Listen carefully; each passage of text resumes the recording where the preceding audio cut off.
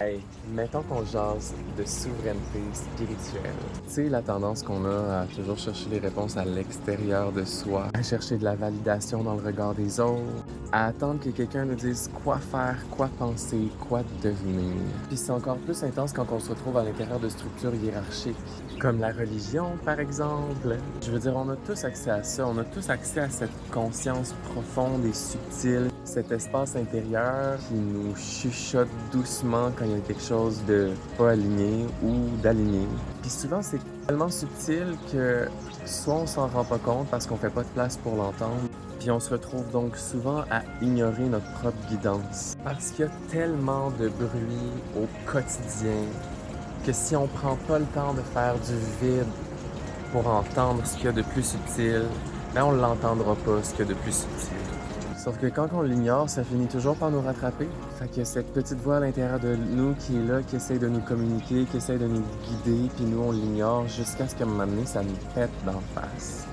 Puis honnêtement, c'est probablement une des plus belles raisons de suivre un parcours de formation de 200 heures en yoga, c'est de cultiver l'accès à cette guidance intérieure.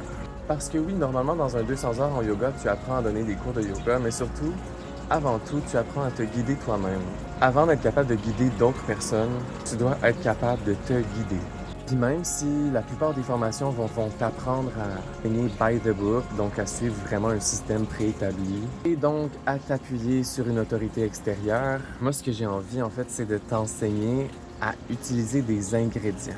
Je veux que tu comprennes les qualités des ingrédients avec lesquels tu travailles pour que tu puisses éventuellement improviser. Tu sais que quand tu mets plus de farine, ça fait ça. Tu sais que quand tu mets plus d'œufs, ça fait ça. Tu sais que quand tu augmentes la température de cuisson, ça fait ça. Fait que tu sais que quand tu ajustes la respiration de telle façon, ça fait telle affaire.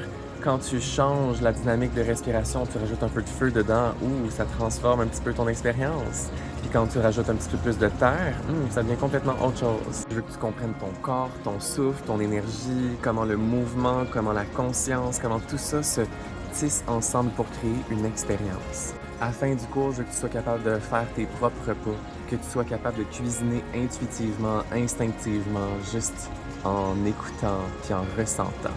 Et ça, c'est pas quelque chose qui se fait by the book, c'est quelque chose qui se fait en écoutant l'émergence du moment présent, en pratiquant une écoute subtile, une écoute sensible, une écoute qui est connectée.